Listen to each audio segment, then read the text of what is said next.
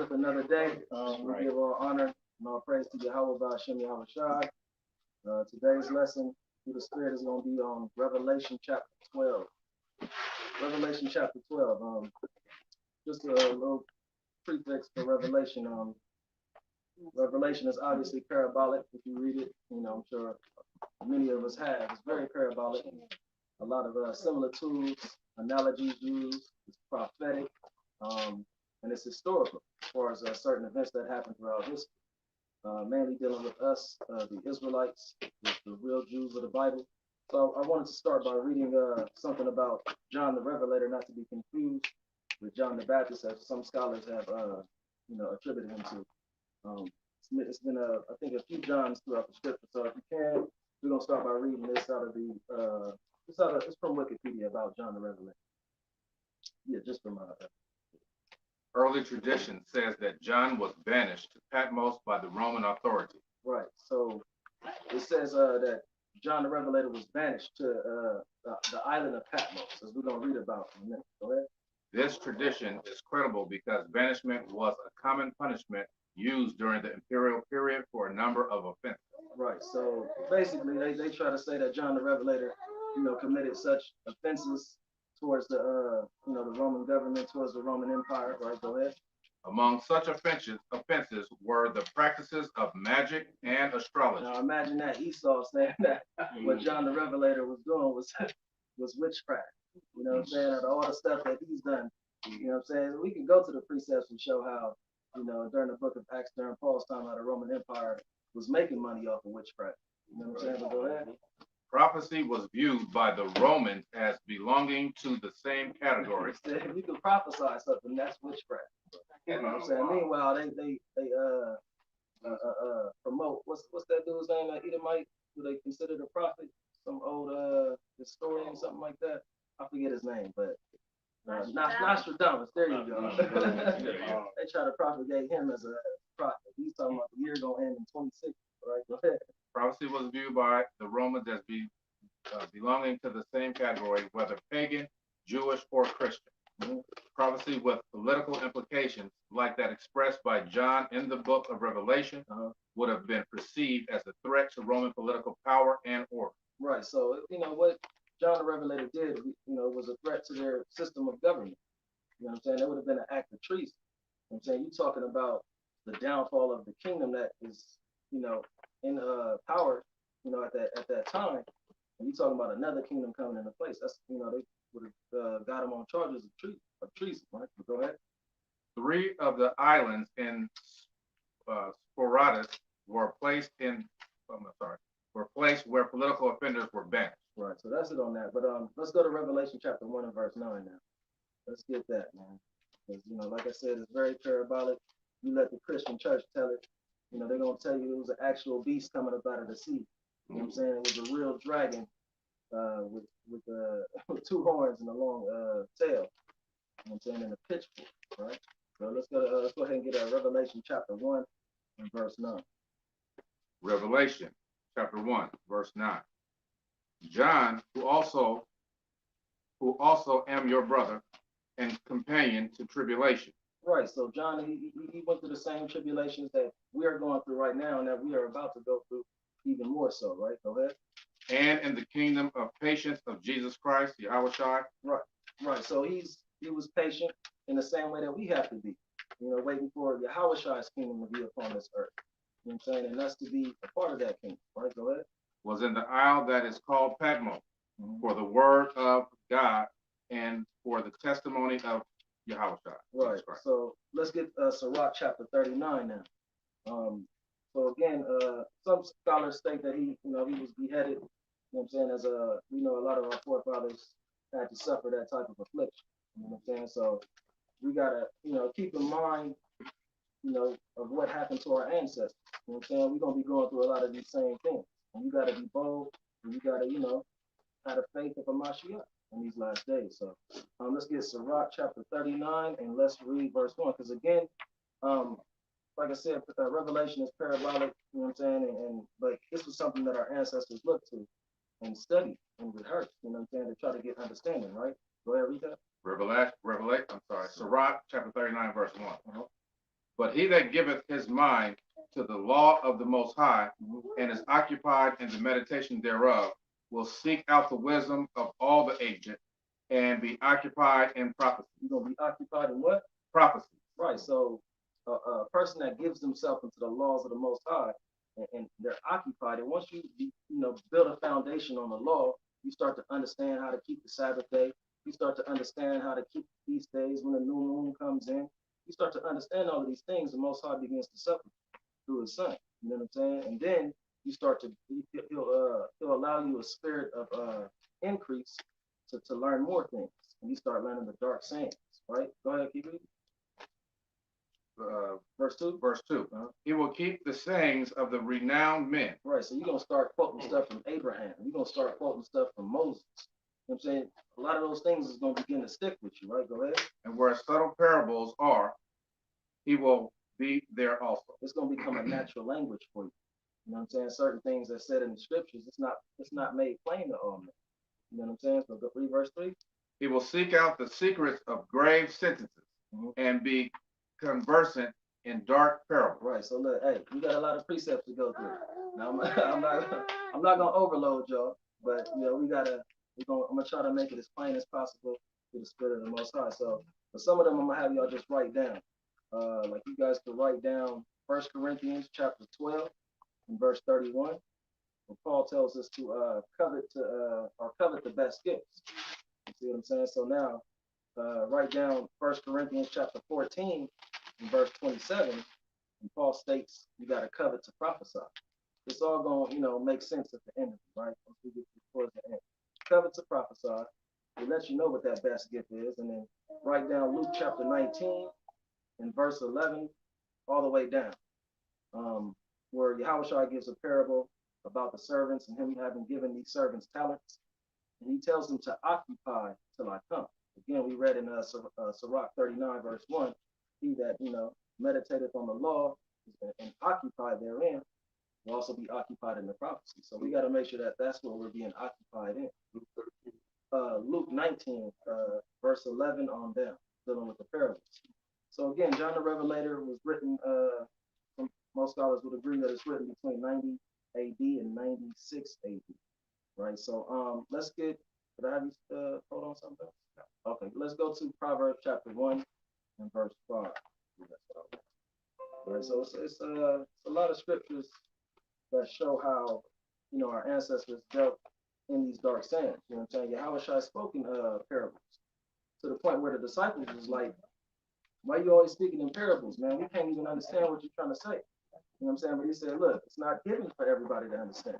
It's given for you. You know what I'm saying? So let's get Proverbs chapter 1 and verse 5. Proverbs chapter 1, verse 5. A wise man will hear and will increase learning. And a man of understanding shall attain unto wise counsel. Go ahead. To understand a proverb and the interpretation. Right. So the Most High is going to allow you to understand proverbs and to be able to interpret it. What else? The words of the wise and their dark saying. Right. So without further ado, we're about to hop right into it. Revelation chapter 12 and verse 1. Right. So, the Most High, he's going to sup with you on many levels. You just got to give yourself into the Most High. You got to commit yourself into the Most High for him to, like it says in Revelation 3 and 20. Yahushua knocketh at the door. You know what I'm saying? You got to be willing to open it up. You know what I'm saying? Because he wants to give you that, the Holy Spirit and that, wisdom of understanding. Right? So what else in Revelation chapter 12? Revelation chapter 12, verse 1. And again, we're going to break it down piece by piece, right? So go ahead.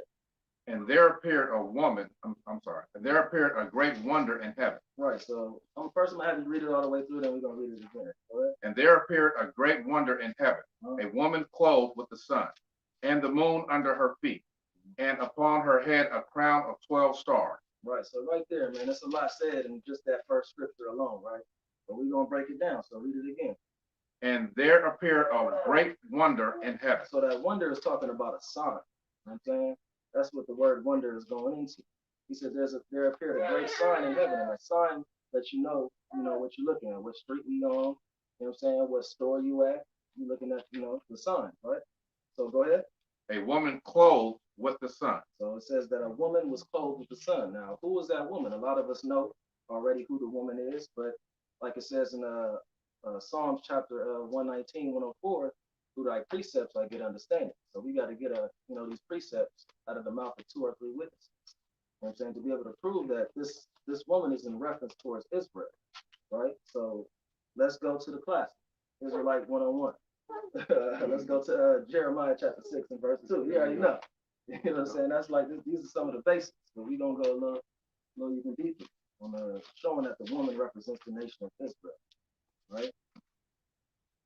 Go ahead and get it. Jeremiah chapter 6 and verse 2. Jeremiah chapter 6, verse 2. I have likened the daughter of Zion to a comely and delicate woman. So Zion is dealing with the nation of Israel. He said he's likened the daughter of Zion into a comely and delicate woman, right? So now let's go to Matthew chapter 22, right? Let's go to Matthew chapter 22, and let's get verses, I believe we're going to start at 8. Matthew 22 and verse 8. So we see right there, that's one scripture out of the mouth of one witness. Israel is referenced as a woman, right? So Matthew chapter 22, let's get verse 8. Matthew chapter 22, verse 8. Then saith he to his servants, the wedding is ready, but they which were bidden were not worthy. Go ye therefore into the highways, and as many as ye shall find, bid to the marriage. Right, so Christ right here was given a parable when you read verse 1, right? So parable, he's telling his servants to go into the highways and byways, what the brothers do, week in and week out, going on the streets, teaching, prophesying the word, prophesying the downfall of this kingdom. He's telling them to go and get as many people as you can and bid them to the marriage, man. There's a ceremony getting ready to take place, and we got to find out who is for, right? So, but when you keep reading this, it's clearly talking about him and the church, him and the body, right? So get read verse 10. Matthew chapter 22, verse 10. So those servants went out into the highways and gathered together all as many as they found, both bad and good. And the wedding was furnished with guests. Right. So let's get now let's go to Jeremiah chapter 3. What you're gonna find out is that the Most High was actually married to us at one point in time. And now we're getting ourselves prepared for the marriage for the nation of Israel to the bridegroom, which is Yahawashi. You know what I'm saying? So here's another precept other precepts that reference Israel as being a woman. You see what I'm saying? So we're gonna get Jeremiah chapter, what did I say? 3. Chapter 3. We're gonna start at verse 1. Jeremiah chapter 3, verse 1. They say, if a man put away his wife, and she go from him, and become another man, shall he return unto her again? Right, so that's in the law in Deuteronomy chapter 24, that if a man put away his wife and she got with another man and that relationship didn't work out, the former husband couldn't take her back. You know what I'm saying? That was, she was defiled at that point. Right, so but go ahead. Shall not that land be greatly polluted? But thou hast played the harlot with many lovers. Right, the Most High is telling the nation of Israel, you played a hoe so many times, right? You know what I'm saying? But what do we do? Go ahead. Yet return again to me. Well, we worship other gods, man. We said we didn't want to worship the Most. We want to worship the God of the Moabites. We want to worship the God of the Hamites, or the Edomites, man. All right, drop down to saith the Lord. Yeah, drop down to verse 7. Jeremiah chapter 3, verse 7. And I said, after she had done all these things, turn thou unto me. Right, the Most High is still saying to turn back unto him. Come back unto me, man. I still got my doors open. You know what I'm saying? I still want to be with you. Right, go ahead. But she returned not, and her treacherous sister Judah saw it. Right, so he's talking about the nation of Israel, the northern kingdom in this context, and the southern kingdom, seeing them depart from the Most High, so they follow suit pretty much right after. So you read verse 8? No. Oh, read verse 8. Verse 8. And I saw when for all the causes whereby backsliding Israel committed adultery, I had put her away, and given her a bill of divorce. Right, so the Most High divorced us at one point in time, but now, like I said, Yahawashi is going to be the one to marry us coming real soon, right? So write down 2nd Ezra chapter 10 and verse 34. That's another scripture pertaining to the nation. Well, it talks about the city Jerusalem being a woman, but it could also be referring to us as a nation being a woman. But in the meantime, we can go to 2nd Corinthians chapter 11, and we'll read verses 1 and 2. 2nd Corinthians chapter 11, verse 1 and 2. So we see in the parables here and the dark sayings, you know what I'm saying? This is not for the faint-hearted. This ain't for, the Christians, all these Christians out here that think they're going to understand it, or not even just this chapter, but the whole book alone. You know what I'm saying? They'll say, like, what, Revelation 19, and the name was written on the star. They say, you got a tattoo. You know what I'm saying? So, look, I can get tattoos now. You know what I'm saying? They don't understand it, but, like the Most High said, it's plain unto him, that understanding. But 2nd Corinthians chapter 11 and verse 1. 2 Corinthians chapter 11, verse 1. Would to God ye could bear with me a little in my folly. Right, so this is Paul talking. He's saying, y'all going to have to bear with me in my folly right now. Right, go ahead. Indeed, bear with me. Mm-hmm. For I am jealous over you with godly jealousy. Right, so Paul's talking to the Corinthians like, man, I'm jealous right now. Because right at this particular moment in time, there was a lot of Jews, Pharisees that was trying to take the Corinthians away with, doctrines of men. You know what I'm saying? Seducing spirits, right? So he's like, I'm a little jealous right now, right? Go ahead. For I have espoused you to one husband. I did what? Espoused you to one husband. Go ahead. That I may present you as a chaste virgin to Christ. Right, so that's the point that I wanted to bring out, man, with these precepts, is that we've been referenced as a woman.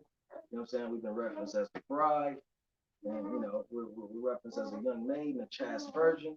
The nation of Israel, we are that woman in Revelation chapter 12, and it's going to get a lot more descriptive. So let's go back to Revelation chapter 12, man. We go on precept, that's the thing, man. Precept upon precept, line upon line, here a little and there a little. So y'all gonna have to bear with it. We're gonna get a lot of scripture, but the first few is gonna be the most. First few scriptures. So Revelation chapter 12 and verse 1 again. Revelation chapter 12, verse 1. And appeared a great wonder in heaven, a woman clothed with the sun, and the moon under her feet. Right. So now we got to deal with the sun and the moon. What does the sun and the moon represent? Who knows? Y'all know. Y'all been in this for a long time. Let's get Isaiah chapter 24 right quick. We're going to get 2 precepts on that. The sun and the moon. Actually 3, but the third one we're going to get after we get to the 12 stars. So what's Isaiah chapter 24 and verse 21. We're going to read that. Let's find out what that sun and that moon represent. Isaiah chapter 24, verse 21. And it shall come to pass in that day that the Lord shall punish the host of the high ones that are on high. Right. Who's on high right now? The Edomite nation. They're the ones that are on high, and all these other nations. You know what I'm saying? They all have a part in this kingdom, a part in this earth, right? Go ahead. And the kings of the earth upon the earth. Right. Go ahead. And they shall be gathered together. Right. We're going to gather them together. They're going to go into captivity. Go ahead. As prisoners are gathered in the pit, and shall be shut up in the prison. And after many days shall they be visited. Right, go ahead. Then the moon shall be confounded. Right, so this is talking about their wisdom, their knowledge. The moon can't make a face. It can't get a face of confusion. The moon can't be confounded. You know what I'm saying? So this is how you know it's talking about their wisdom. Esau's wisdom is going to be confounded in that day when it's taken down, when his kingdom is taken down. Right, go ahead. Shall be confounded, and the sun ashamed. Can the sun get embarrassed? Can the sun? We've seen the sun turn red, but you know what I'm saying? The sun can't get embarrassed. So it's talking about their wisdom, because what does the moon and the sun do? It gives forth light, right? Like it says in Proverbs Chapter 6 and verse 23, the commandment is a lamp and the law is light. You see what I'm saying? So that sun and that moon gives forth that light, and it represents the wisdom and knowledge and understanding. But this is Esau's wisdom and knowledge that's going to be confounded when Hamashiach returns. It's going to be casted down to the earth. Right, go ahead. When the Lord of hosts shall reign in Mount Zion and in Jerusalem, and before his ancient glorious. Let's go to Micah chapter 3. You know what I'm saying? So we're seeing that sun and that moon represents the knowledge and understanding. Oh, you had a question? Yeah, but can you explain it again? What the moon represents and the sun? Okay, yeah. So verse, you want to read verse 23 one more time? Isaiah 24 and 23. So that again, that sun and that moon, it represents the knowledge and wisdom, right? Now the sun and the moon, it gives forth light, it shines, right? Now we know according to certain precepts, like Sirach chapter 24, verse 27, it says that the light is the knowledge of the Most High. You know what I'm saying? Like he says in Matthew chapter 5, don't hide your light. I'm paraphrasing, you can paraphrase. You are the light of the world. You know what I'm saying? And I made mention of Proverbs 6 and 23, where it says the commandment is a lamp and the law is light. So that's our wisdom. That's our light before all nations. You see what I'm saying? So read that one more time, verse 23. Verse 23. Then the moon shall be confounded and the sun ashamed. Right. So like I said previously, the moon can't have a face of confusion. You know, how somebody say something you don't understand, you just looking like, what you trying to say, man? You know what I'm saying? So the moon can't make that face. So this is going into Esau's wisdom. You know what I'm saying? His light, what he deems as being light, wickedness. You know what I'm saying? That's going to be confounded in that day. You know what I'm saying? So it's one and the same, the moon and the sun. When yeah, the sun is one and the same. One and the same okay. thing. Yeah. I thought it was a different. Oh okay. Yeah. So let's go to Micah chapter 3 and verse 5 and 6. Let me see. I'm going to try. Micah chapter 3, verse 5 and 6. We're going to get another precept on the sun and the moon. Micah chapter 3, excuse me, verse 5. Thus said the Lord, containing the prophets that make my people err. Right, so this is the Most High talking about the nation of Israel. You know, at this time we was going off. You know what I'm saying? We were breaking the commandments. We were, defiling the land. You know what I'm saying? Like, he even saying we was defiling the land, right? So we was going off, right? But go ahead. That bite with their teeth and cry, peace. And he that putteth not into their mouth, they even prepare war against it. Right, go ahead. Therefore, night shall be unto you. Read that one more time. Therefore, night shall be unto you. Right, so because we were living in wickedness, the Most High said, night shall be unto you. Now darkness is coming upon the nation of Israel, right? Go ahead. And we were supposed to be the light of the world. Go ahead. That ye shall not have a vision. He said, I'm not giving you no more visions. You know, our ancestors, our forefathers was given those visions. Joseph, Daniel. During this time, the Most High said, I'm not dealing with y'all, right? Go ahead. And it shall be dark unto you. It's going to be dark, right? Go ahead. That ye shall not divine. And the sun shall go down over the prophets, and the day shall be dark over them. Right, your law's burnt up. You ain't got no wisdom, man. You don't know what's going on. You know what I'm saying? So, but we're gonna get a precept that you can add to to your arsenal, man. Anytime you want to bring out the precept, you got it right here. You got another bullet. You know what I'm saying? So we're gonna go to Isaiah chapter 5 and verse 20. You know what I'm saying? So we see that the sun and the moon represents knowledge and wisdom. It's one and the same. You know what I'm saying? We're gonna show how Esau puts darkness as light. You know what I'm saying? This is another basic 101 Israelite scripture, man. Isaiah 5 and 20. Isaiah chapter 5, verse 20. Woe unto them that call evil good and good evil, that put darkness for light, that put darkness for light. So Esau puts darkness for light, man. You know, he catapults the homosexuals, the transsexuals.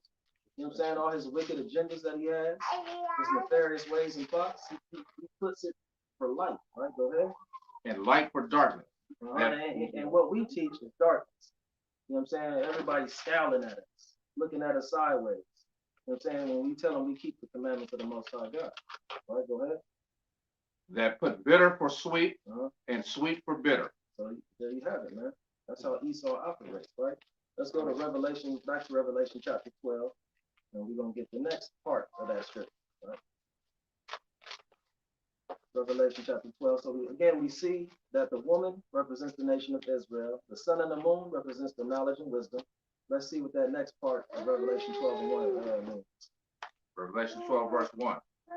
And there appeared a great wonder in heaven, a woman clothed with the sun and the moon under her feet, and upon her head a crown of 12 stars. Right, so what does those 12 stars represent?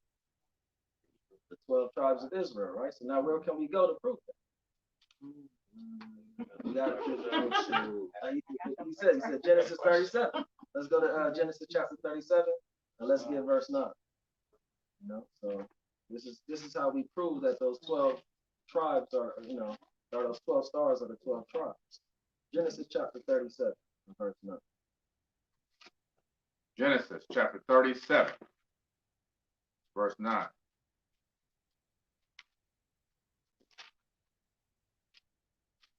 And he dreamed yet another dream. He's talking about Joseph. He was dreaming another dream. Go ahead. And told it his brethren. No, he told it to his brothers.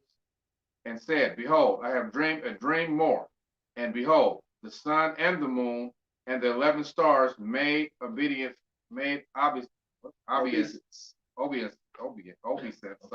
to me. So he's saying that the sun and the moon and the 11 stars made obeisance unto me. The sun and the moon represents his parents. They're the knowledge and wisdom. They're the libraries. They pass down the information to the next generation.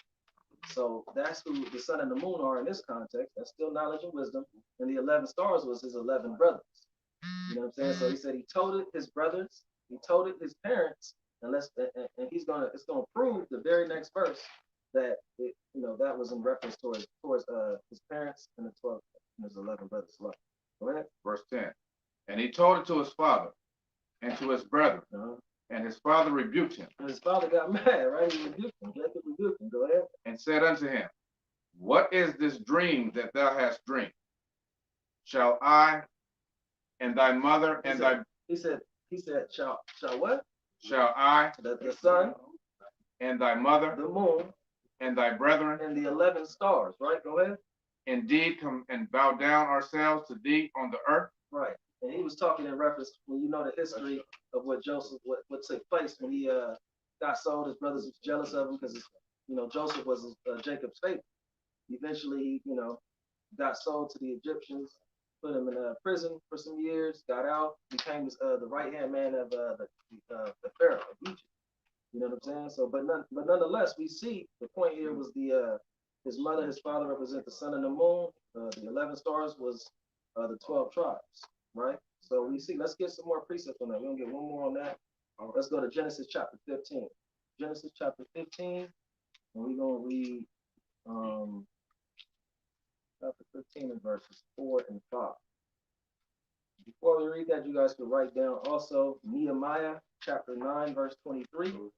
Nehemiah explains again further how, the most high had multiplied us as the stars of heaven, right? And then you can write down Nehemiah was Nehemiah chapter 9, verse 23. And you can write down Sirach chapter 44 and verse 21.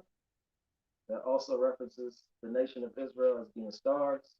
And you have Revelation chapter 1 and verse 20, where it talks about the 7 churches and the 7 angels of those 7 churches, which was going into the 7 leaders. And these churches are, even here today, right? So, Rock 24 and 21. 44 and 21. So y'all got a lot of ammo, you know what I'm saying, for anybody that gonna come up against the word. So again, we're gonna read, what was that? Genesis 15 and verses 4 and 5. Genesis chapter 15, verse 4. And behold, the word of the Lord came unto him, saying, This shall not be thine heir, but he that shall come forth out of thine own bowels shall be thine heir. All right, so Most High is dealing with Abraham right here. He's telling him he's going to give him a son, right? Go ahead. And he brought him forth abroad and said, Look now towards heaven and tell the stars, that thou be able to number them. And he said unto him, So shall thy seed be. Right, so shall thy seed be. Right, let's go back to Revelation chapter 12 now. Now we can go to the next verse. You know what I'm saying? So we got the understanding on the woman, the sun and the moon. We got the understanding on the 12 stars, right? So let's get further edification. Revelation chapter 12, and you can read verse 1 again on down. Revelation chapter 12, verse 1. And there appeared a great wonder in heaven, a woman clothed with the sun, and the moon under her feet, and upon her head a crown of 12 stars.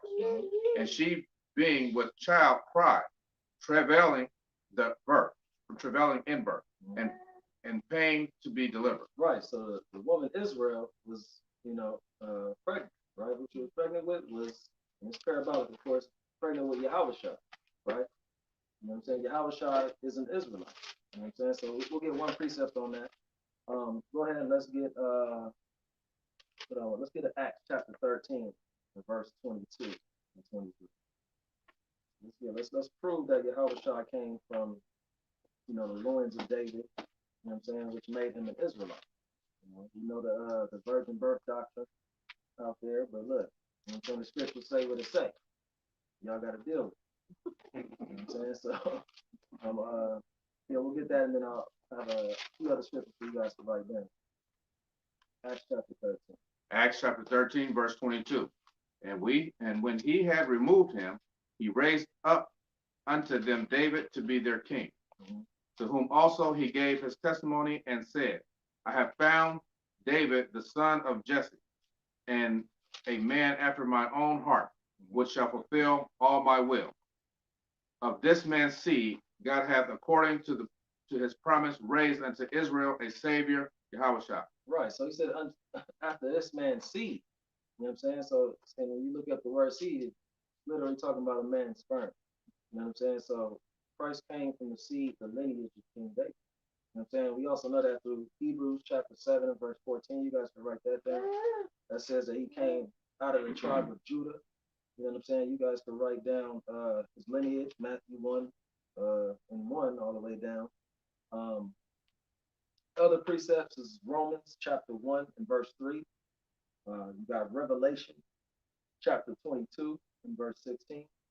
All coincides with each other, stating how he came from the seed of David. You know what I'm saying? So let's go back to Revelation 12 and let's read verse 2 again. All right. Oh yeah, we did verse 2. Why is that Romans what? Romans 1 and 3. And Hebrews 7 and 14. I'll bring it up. I'm sorry, look. Read verse 2 again. Revelations 12, verse 2.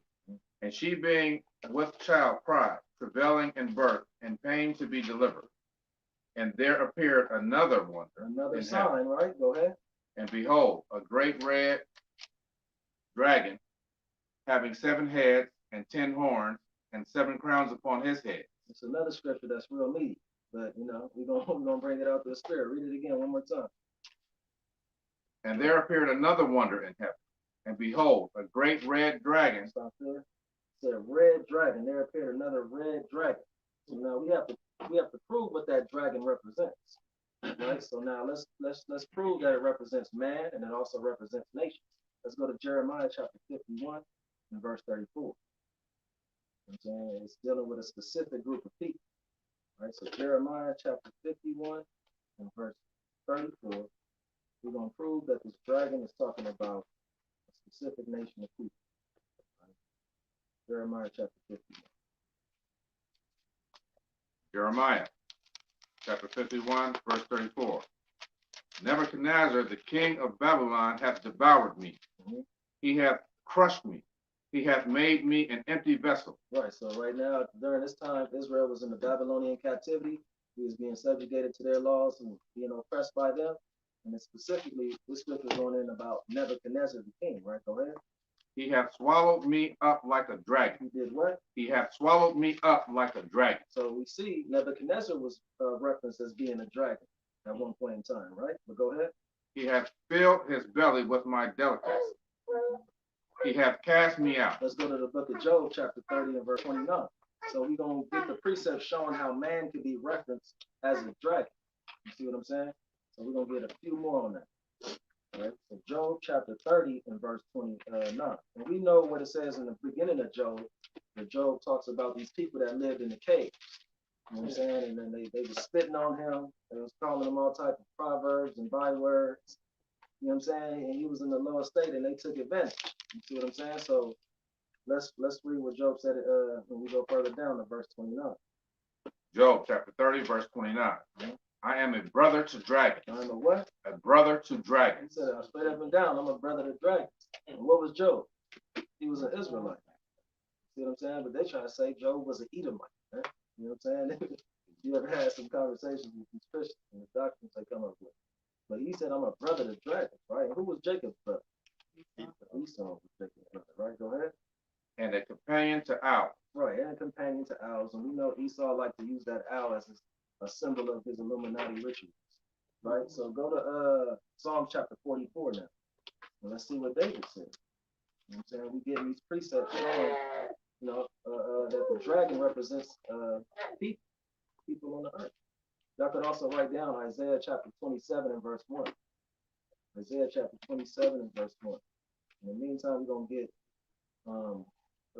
Psalms 44 and verse 19.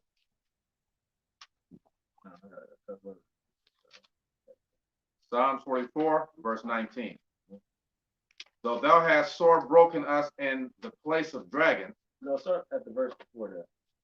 Verse 18. Our heart is not turned back, neither have our steps declined from thy way. Right, because even though we going through this persecution, these afflictions, we suffering these trials, we still serving the Most High. We getting up when we fall. You know what I'm saying? We committed unto the Most High. Right, go ahead. Though thou hast sore broken us in the place of dragons. We get broken down. You know what I'm saying? We tired, we stressed out. You know what I'm saying? Esau spiritually whipping you on your back with his whip. Get back to work, nigga. You know what I'm saying? we broken down in the place of dragons. You know what I'm saying? That's where we at right now. You know what I'm saying? But go ahead. And covered us with the shadow of death. Right. Let's we're gonna go back to I'll have y'all write down a couple more. Psalms chapter 91 and verse 13. That goes into the last days where we're gonna see the arrow by day, arrow by night, and it says that how we're gonna be stepping over dragons, meaning people. You know what I'm saying? The Most High is gonna protect us in these last days. And also write down 2nd Ezra chapter 15, verse 28 and verse 29. That goes into the dragons of Arabia, one of the nations that's gonna conspire to take down America. You know what I'm saying? Along with the Iranians, the Russians, and the Chinese. You know what I'm saying? So let you know that dragons is referenced as people. You know what I'm saying? As nations. Right? So let's go back to Revelation chapter 12. Let's get verse 3 again. Revelation chapter 12, verse 3. And there appeared another wonder in heaven. And behold, a great red dragon, having 7 heads. Having what? 7 heads. Right, we got to deal with the 7 heads, right? 7 heads. Now, when you look at the word heads, it comes from Strong's H7218. And the word is rosh. Rosh. But, that's the modern way of saying it. I'm sure, probably in the ancient Hebrew was probably like more so Rasha or something close to that. But that means chief, top, summit, height, front, the best. So the heads is dealing with something that's at the top, right? So let's get a precept on that. Let's go to Exodus chapter 18 and verse 25. Exodus chapter 18 and verse 25. Showing you what the heads mean to the scripture. Right? 25. Yeah. Exodus chapter 18, verse 25. And Moses chose able men out of all Israel. All right, so Moses was leading the nation of Israel at this time. He had to choose certain men to be the leaders, right? Go ahead. And made them heads over the people, rulers of thousands. He said he made them what? Heads over the people. So Moses chose able men and made them heads over the people. And how many people were they heads over? Rulers of thousands, rulers of hundreds, mm-hmm. rulers of 50, mm-hmm. and rulers of 10. So you had rulers or heads over different amounts of men. So heads means somebody that's, the best or the chief. I'm going to choose the most chief men among you. Right? So that was it on that? Okay, let's go to Numbers chapter 1, I believe. Yeah, Numbers chapter 1. And let's read verse 2, and then we're going to skip to verse 16.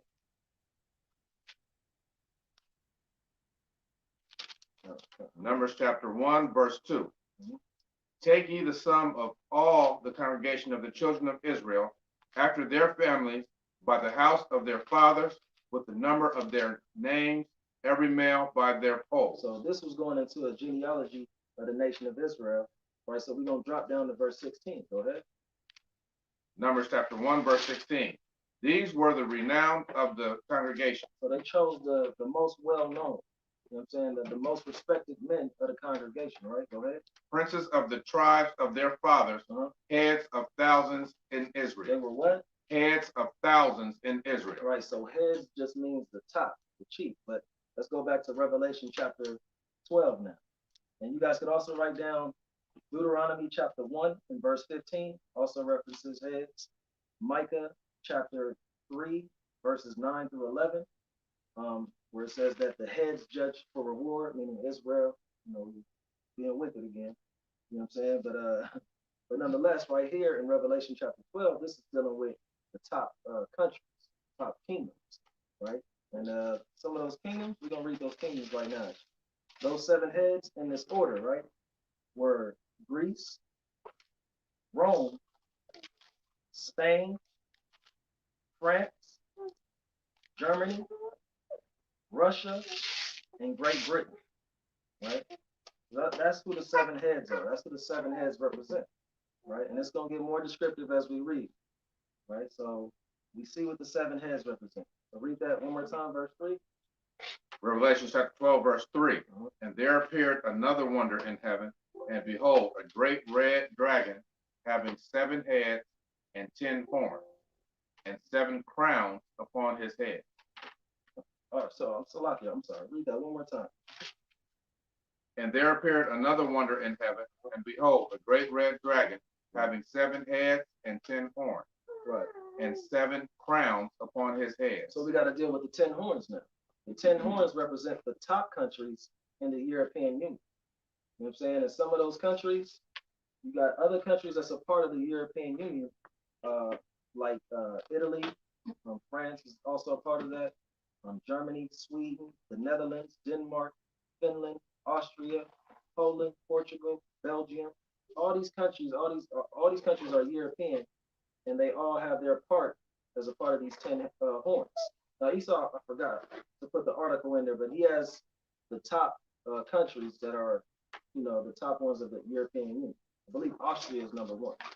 You know what I'm saying? So, but the 7 heads represent the countries we already mentioned. The 10 horns represent the 10 common markets of the European Union, right? So, but we're going to prove now that those horns represent strength, power, pride, and all things alike.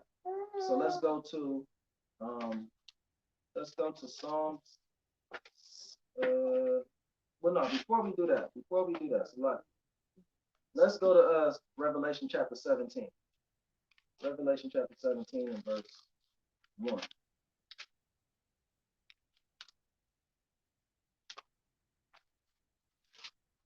Revelation chapter 17, verse 1. Uh-huh. And there came one of the 7 angels, which had the seven vials, and talked with me, and said unto me, Come hither, I will show thee until the judgment of the great whore that sitteth upon many waters. Right. So right here is talking about another woman, not to be confused with the woman Israel. This woman right here is a whore, and she sitteth upon many waters. Now those waters represent nations, which that's going to be proved later in the chapter of Revelation 12. The water represents nations. She sitteth upon many waters. Go ahead. Verse 2. With whom the kings of the earth have committed fornication, and the inhabitants of the earth have been made drunk with the wine of her fornication. Right, so the inhabitants, meaning the other nations, they've all been made drunk with the wine of her fornication, meaning her philosophies, her doctrines, her seducing spirits. You know what I'm saying? And we look at it on a carnal level. We see a person like Cardi B, who, admitted to drugging men and getting them all, razzled and dazzled and taking them for their money. You know what I'm saying? That's what a hoe do. You know what I'm saying? That's what America do. They take these other countries for their resources and rape them for their coltan and their minerals, like they do in the Congo right now. That's how they're able to make your iPhones, your Samsungs, all your computers and stuff. They take the resources of all these other countries. America's a big whore, right? So let's, do we read verse 3? Read that. Verse 3, Revelation 16, verse 3. 17. 17. So he carried me away in the spirit unto the wilderness, and I saw a woman sit upon the scarlet-colored beast. You'll find out that beast is American. That's who the beast is dealing with, right? Go ahead. Full of names of blasphemy. Right, or the revised Roman Empire. Go ahead. Having 7 heads and 10 It horns. had what? 7 heads and 10 horns. So this country has 7 heads and 10 horns, just like we read in Revelation chapter 12 dealing with the dragon. Right? You're gonna find out this is talking about the same thing, right? So let's go to drop down. Let's drop down in the same chapter, chapter 17. Let's read verse 9. So we can get the understanding on the 7 heads or the 7 horns. The 7 heads and 10 horns are talking about peoples, nations, people, right? Go ahead. Revelation 17, verse 9. And here is the mind which hath wisdom. The 7 heads are 7 mountains on which the woman sitteth. So we were just reading about that woman, but right here it's saying it's 7 mountains, right? It's not talking about water. So now we got to prove what the mountains mean. Let's go to, I want to have them in order. Let's go, dealing with mountains, let's go to Psalm 72 and verse 1. We're going to read Psalm 72, 1 through 4. Right here it says mountains. It refers to the waters as mountains, right? Or it refers to the heads as mountains a lot. It refers to the heads as being mountains, right? So let's read that. Psalm 72 and verse 1. Psalm 72, verse 1. Give the king thy judgments, O God. Right, so this is King David talking about King Solomon, right? He's, David's getting up there in age, and he's sending a prayer to the Most High for Solomon to be a great king, right? Go ahead. And thy righteousness unto the king's son. He shall judge thy people with righteousness, and thy poor with judgment. Right, so he's praying, look, he's going to be a great judge, and we've seen that from Solomon. When the 2 women came up there claiming to have a child, it both belonging to them, we've seen Solomon judge that matter, you know what I'm saying, in the best way that we'll probably ever see a matter be judged. You know what I'm saying? So, but go ahead. We're going to get to the point on this. The mountains shall bring peace to the people. Right, can the mountains bring peace to the people? Because during Solomon's reign, it was 40 years, and 40 years of peace. He didn't have no war. You know what I'm saying? So it's not talking about literal mountains. It's talking about the kingdom. It's talking about the leaders, right? The mountains shall bring peace to the people. Go ahead. And the little hills, thy righteousness. Right, and the little hills, the little children. We're going to bring righteousness to them, right? The verse 4 is going to explain that. Go ahead. Verse 4, he shall judge the poor of the people. He shall save the children of the needy. Right, because that's a law that we have to keep. You know what I'm saying? Not to oppress the children of the needy. You know what I'm saying? You look after the widows. You know what I'm saying? That's a law that we have to keep. Go ahead. And shall break in pieces the oppressor. Right, so the mountains, again, was bringing peace to the nation. The mountains was the leadership, right? It was the whole nation. Let's go to Isaiah chapter 2 and verse 2. This one's going to be a little bit more clear that the mountains represent the 7 heads. You know what I'm saying?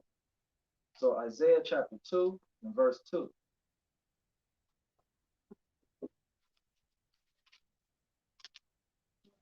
Isaiah chapter 2, verse 2.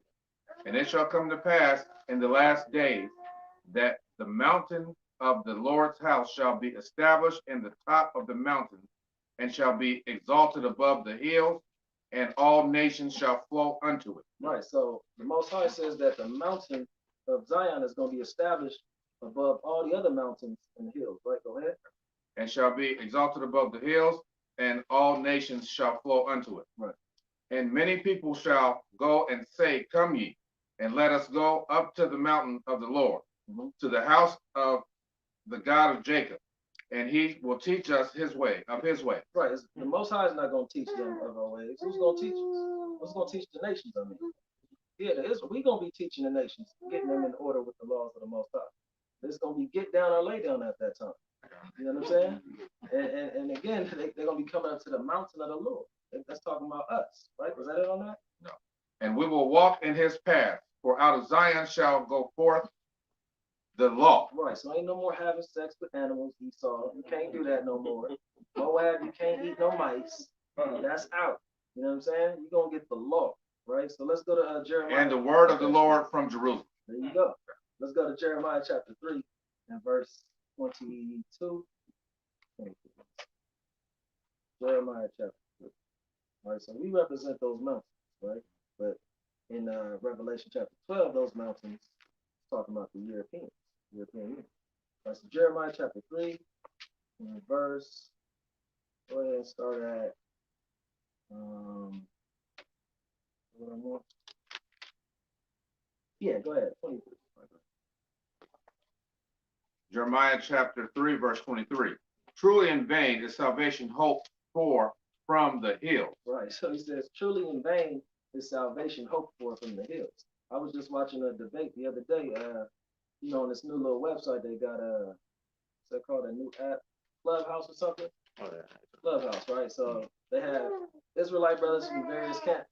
Kari watching for Israel, all them brothers was together. They was debating some Christians on who salvation is for. You know what I'm saying? It was pretty comical, man. But them Christians, man, they got slaughtered. But nonetheless, read that again one more time, man.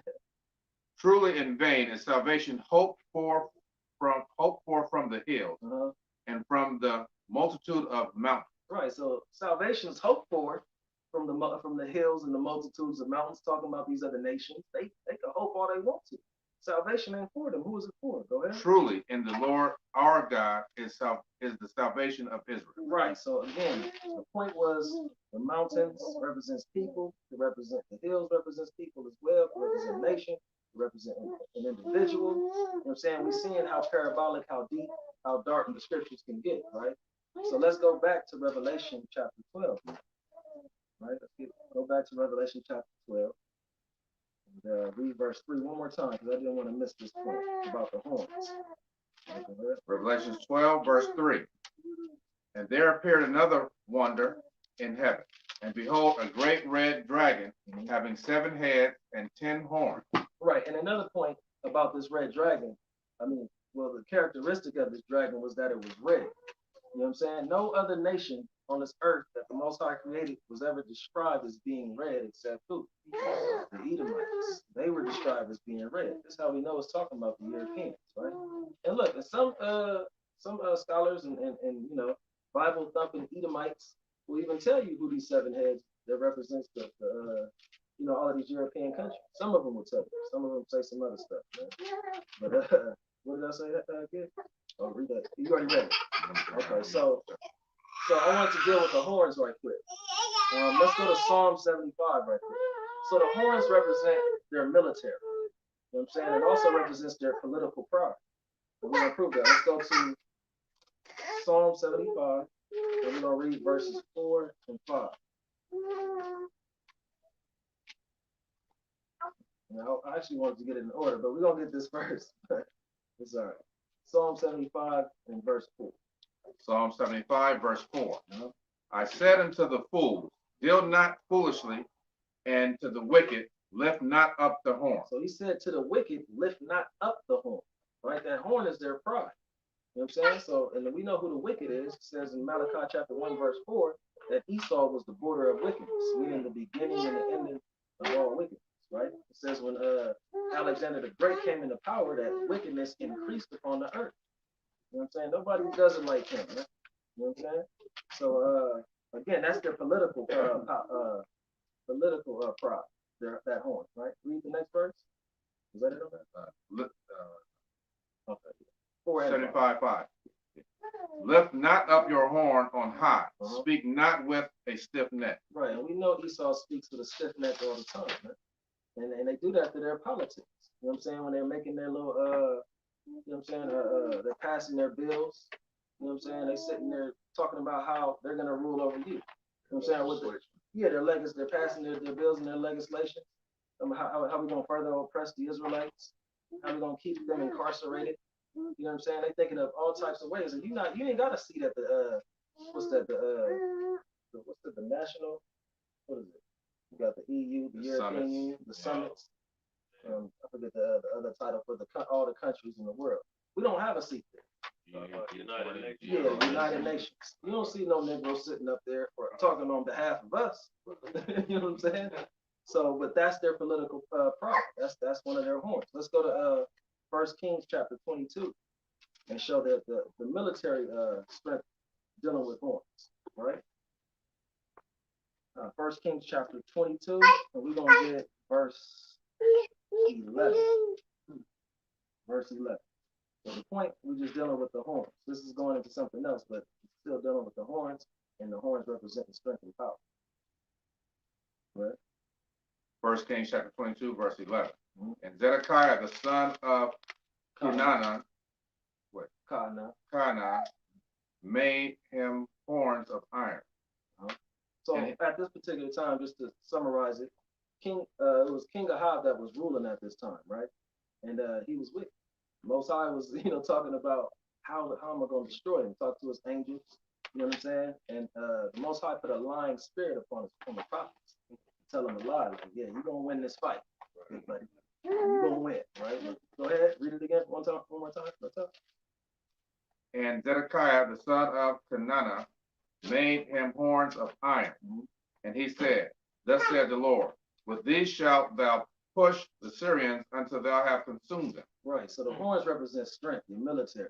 He said the lying prophet was like, look, you're gonna push with these horns, represent strength.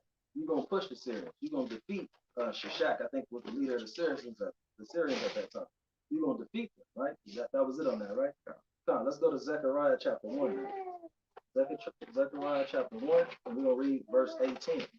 Just to solidify, the horns representing people, representing strength, political might, you know what I'm saying, and Esau's pride and all that, right? So Zechariah chapter 1 and verse 18.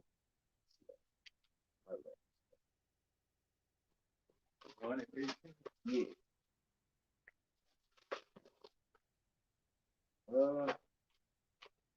Yeah, go ahead. 1 and 18. Zechariah chapter 1, verse 18. Then lifted I up mine eyes and saw, and behold, 4 horns. And I said unto the angel that talked with me, What be these? And he answered me, These are the horns which I have scattered Judah, Israel, and Jerusalem. He said, these are the what? The horns which I have scattered Judah, Israel, and Jerusalem. So these are the horns that have scattered Judah, Israel, and Jerusalem. Right. So at this time, this is talking about the different empires that was ruling: Babylon, Medes and the Persians, Greeks, the Romans. Right. We were scattered during those times, and it's kind of twofold, dealing with the top Edomite nations that have scattered. Right. But keep reading. And the Lord showed me 4 carpenters. Then I said, What come these to do? And he spake, saying, These are the horns which have scattered Judah, so that no man did lift up his head, but these are come to fray them, to cast out the horns of the Gentiles, which lifted up their horn over the land of Judah to scatter it. Right. So we see the pride in these different empires that they had over Judah, Israel, and Jerusalem. We've seen the pride that they had, right? And they said that the Most High got 4 carpenters to destroy that, meaning 4 prophets during each of those empires. You had Daniel during the Babylonian Empire. You had during the Persian Empire, you had Zerubbabel. During the Greeks, you had Judas Maccabees and the family and company. And during the Romans, you had your Hamashiach and the disciples. You know what I'm saying? So the horns, again, represents the power, the strength, the military, and all that. So let's go back to Revelation chapter 12. Now we can move on to verse 4. Revelation chapter 12 and verse 4. All right. You know what? I didn't get the crown. we got to deal with the crown. So read that one more time. Salah. Revelation chapter 12, verse 3. And there appeared another wonder in heaven. And behold, a great red dragon, having 7 heads and 10 horns, and 7 crowns upon his head. Now, the crowns just represents rulership. You know what I'm saying? It represents dominion, right? We'll get one scripture on that. Let's go to Revelation chapter 19. Revelation chapter 19.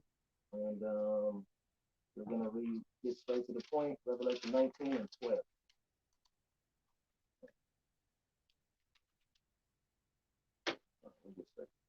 Revelation chapter 19, verse 12. His eyes were as a flame of fire. Right. This is dealing with Hamashiach, the Hamashiach, who the world calls Christ, right? We know that in Revelation 1 and 14, it says his eyes were red with wine. It's the same, saying the same thing. Go ahead. And on his heads were many crowns. Was what? Many crowns. So the many crowns represented the casting down of these many kingdoms. Now he's ruling. Now it's my kingdom. You know what I'm saying? Talking about Yahushua. It's his time to reign.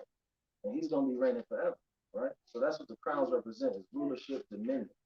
He's coming with a different image this time. Right? Go ahead. And he had a name written that no man knew but himself, Right. but he himself. Come, but that's it on that. We'll go back to Revelation chapter 12 now, and we'll read verse 4. So we're getting the precepts, we're getting the understanding, you know what I'm saying? And, you know, we're making sure, you know, everybody is edified. Revelations chapter No, you good. You go ahead. Revelations chapter 12, verse 4.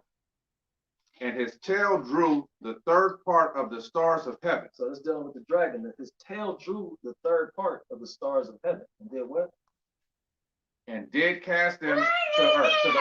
Right. So right here, we already got the understanding that the stars represented the tribes, right? So it said he drew a third part of the stars. So who was that third part? Anybody know? The third part of the stars represented Benjamin, Levi, and Judah, who was left in the land, the majority of it, right? You know what I'm saying? So they were the ones that were still in the land at that time, and he was talking about the Roman Empire. They were persecuting those tribes because the 10 tribes, they had already came over here to the Americas during that time. You know what I'm saying? So the Romans was persecuting those 3 tribes. Let's get precepts on that, proving that Israel or the southern kingdom was the ones that was still over there during that time. Let's go to 2 Kings chapter 17 and verse 17. 2 Kings 17 and 17. So you had Benjamin, Levi, and Judah still in the land, right? A lot of precepts on that. There was a major split between the northern kingdom and the southern kingdom. You know what I'm saying? During the time of Rehoboam and Jeroboam, right? So 2 Kings chapter 17 and verse 17. 2 Kings chapter 17, verse 17. And they caused their sons and their daughters to pass through the fire, and used divination and enchantment, and sold themselves to do evil in the sight of the Lord, to provoke him to anger. Right, they're dealing with the northern kingdom. They was going off during this time, right? They provoked the Most High to anger. Go ahead. Therefore the Lord was very angry with Israel, and removed them out of his sight. Right, so the northern kingdom was casted out. Like it says in Hosea 4 and 17, let Ephraim alone. You know what I'm saying? For he hath gone astray. Paraphrase. He wants to worship idols. Leave him alone. Right, so the Most High was angry with them and removed them out of his sight. And what? There was none left but the tribe of Judah only. Right, so it says the tribe of Judah only. Let's go to 2 Chronicles chapter 11 and verse 13. 2 Chronicles 11 and 13. And actually, Ezra, write that down. Ezra 1 and 4. That even explains it a little bit better as far as Benjamin, Levi, and Judah. Because during that time, they went back to build up the temple of the Most High.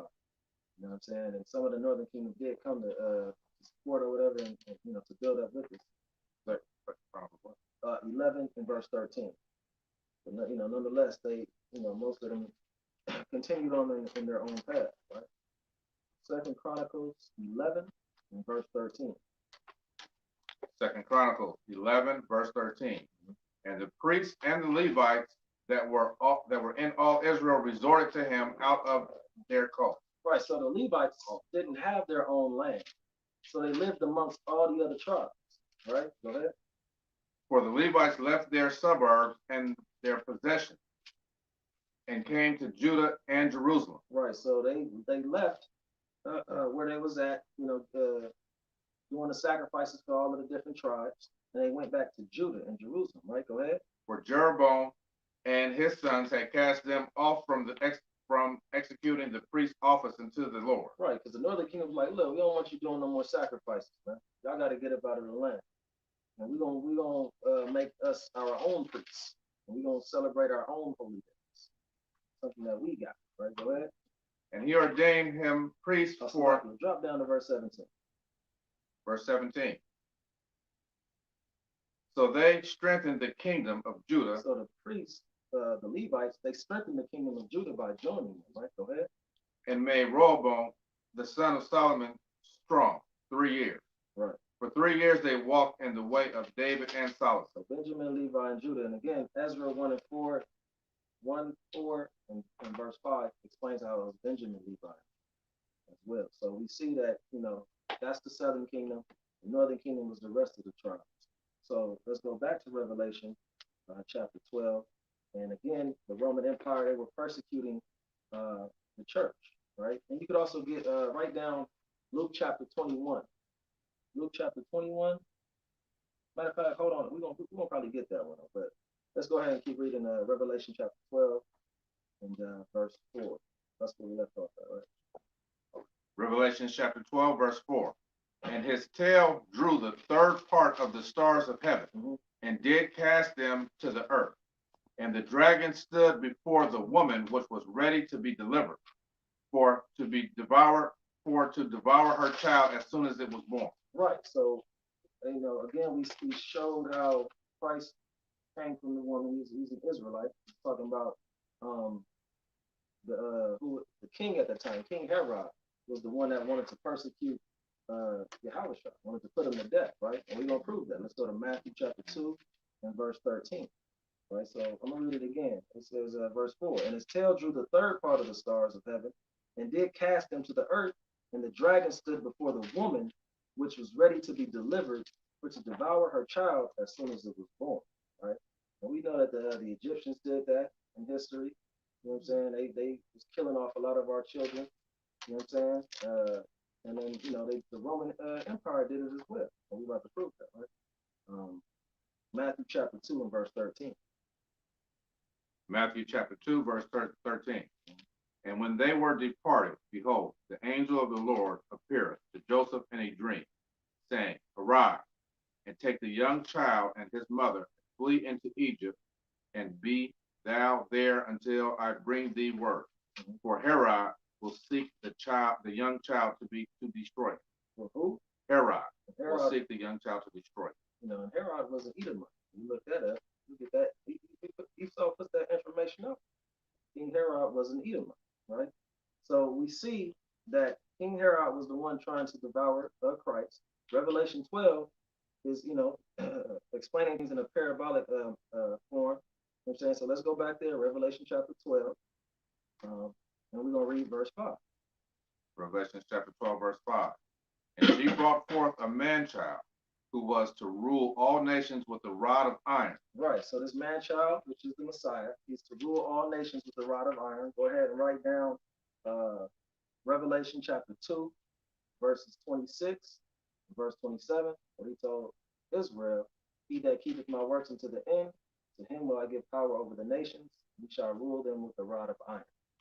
And they shall be broken into pieces. And it also says that, I believe, in Psalms, I have written down, Psalms chapter 2 and verse 9. It says, Hamashiach is going to be ruling. What it say? Strong, come on, forget it. With the rod of iron. He's going to rule them with the rod of iron. Oh, yeah, I said 2 and 9. Psalms chapter 2 and verse 9. So, let's go ahead and continue. And her child was caught up unto God and to his throne. So what we have to understand is that this chapter, amongst others in this book, it jumps in and out of time. It might be dealing with a specific time period, you know what I'm saying, way back when, might be dealing with the Roman Empire, it might jump ahead. You know what I'm saying? So right here it says he was caught up unto God, right? It's talking about when he was resurrected. You know what I'm saying? And he went up on the chariot. You know what I'm saying? So write down Acts chapter 1 and verse 9, where it talks about how Yahushua revealed himself after the third day. You know what I'm saying? And he showed himself to his disciples, and they was gazing up, looking, and the chariot took him up in a cloud. You know what I'm saying? So that's how he was caught up, right? That's what that means. He was caught up unto the Most High and to his throne, right? So now, verse 6. Revelation chapter 12, verse 6. And the woman fled into the wilderness, where she hath a place prepared of God. Right, so it says the woman fled into the wilderness, where she hath a place prepared of the Most High. So I'm gonna tell you right now, we in that wilderness right now. That's where we at, right? But at that particular time also, the woman fled into the wilderness, meaning Africa. Because where did the angel tell Joseph to go? He told him to go to Egypt. That's that wilderness.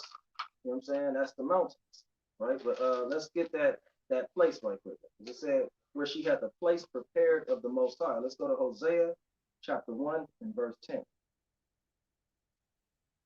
Hosea chapter 1 and verse 10. Hosea chapter 1, verse 10. Yet the number of the children of Israel shall be as the sand of the sea, which cannot be measured nor numbered. And it shall come to pass that in the place where it was said unto them, Ye are not my people, there it shall be said unto them, Ye are the sons of the living God. All right, read it one more time. Look. Verse 10. Hosea chapter 1, verse 10. Yet the number of the children of Israel shall be as the sand of the sea, Right. which cannot be measured nor numbered. Esau always doing his census checks on us, trying to see how many it is in every state here. Right, go ahead. And it shall come to pass that in the place where it was said unto them, in the what? In the place where it was said unto them, Ye are not my people. This was the place it was told that we was not the people of the Most High. That we was niggers, we was spicks, we were savages, we was thugs, we was hoes and prostitutes and gangbangers. Right, go ahead. There it shall be said unto them, Ye are the sons of the living God. And that's happening right now. All of us heard that we was the children of the Most High over here in this place. Right? So go back to Revelation chapter 12.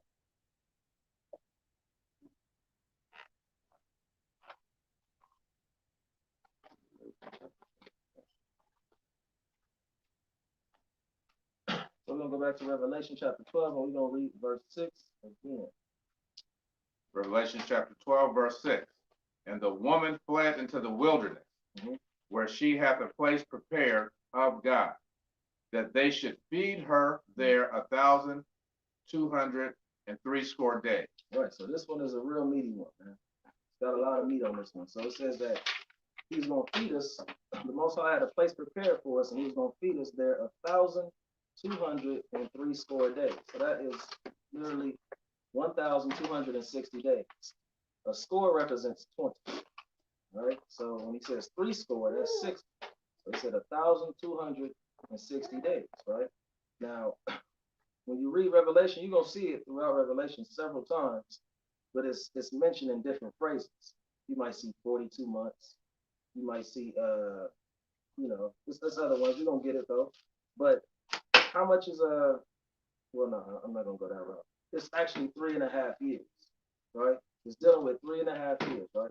We're going to drop down and read verse 14 because it's saying the same thing, right? So read Revelation chapter 12 and verse 14. I'm going to try to make it plain as I can for everybody. Revelation chapter 12, verse 14. And to the woman were given 2 wings of a great eagle, that she might fly into the wilderness, into her place. Right, so hold up, right there. So it's still talking about the woman, and it says she fled into the wilderness. Right here, it gives like an analogy. She has wings, you know what I'm saying? She flies away. But it's just saying the same thing. She fled into the wilderness, right? Go ahead. Where she is nourished for a time and times and a half a time from the face of the serpent. So this woman, she's going to be nourished. She's going to be taken care of. Now, over here is the place that we're being taken care of. You know what I'm saying? We're being nourished for a time, a times, and a half a time. So now we see these phrases in the scriptures various times. Let's go to the first time we see this. Let's go to Daniel chapter 7 and verse 20. I might want to start early. Daniel chapter 7. Daniel chapter 7. We're going to deal with the time, times, and half a time, right? So in Revelation 12 and 6, it says 1,260 days. Revelation 12 and 14 says a time, and a half a time. Let's see what Daniel chapter 7, and let's read verse, start at 23. Daniel chapter 7, verse 23. Thus he said, the 4th beast shall be the 4th kingdom upon the earth. Right, so the 4th beast is the Roman Empire.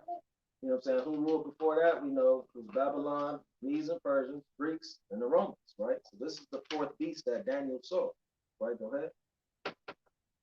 Thus he said, the 4th beast shall be the 4th kingdom upon the earth, which shall be diverse from all kingdoms, and shall devour the whole earth, and shall tread it down, and break it into pieces. Now we know the Roman Empire fell, and they came back into power through the extension of America, right? So America is that revived Roman Empire. Go ahead. And the 10 horns out of this. Right, we read about the 10 horns already.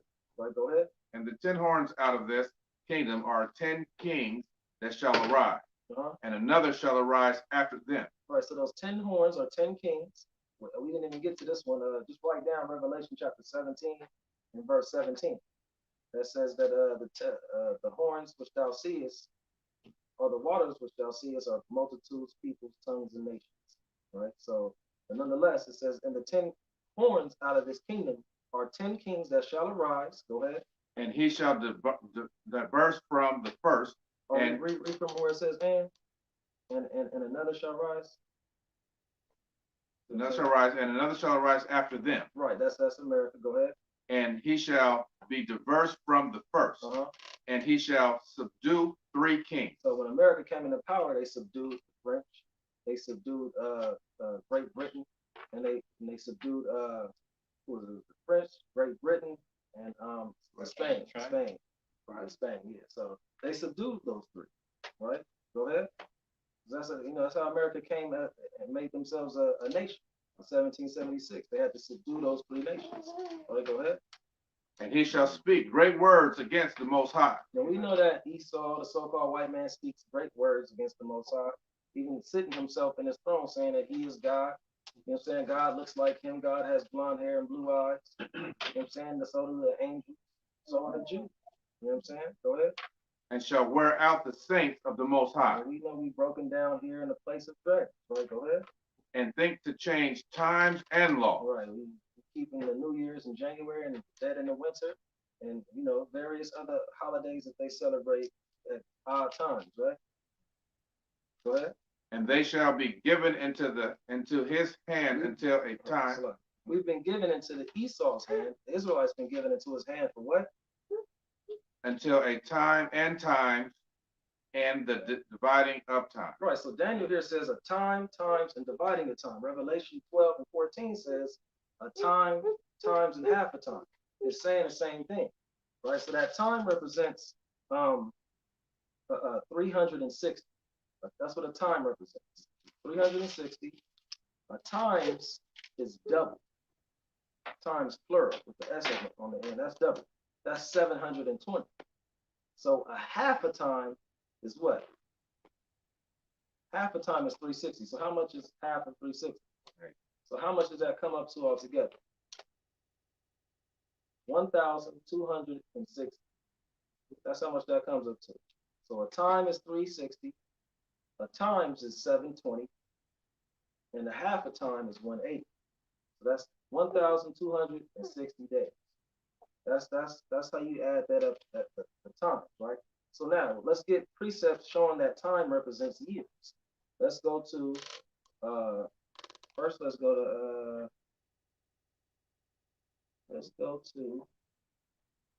Daniel chapter 4.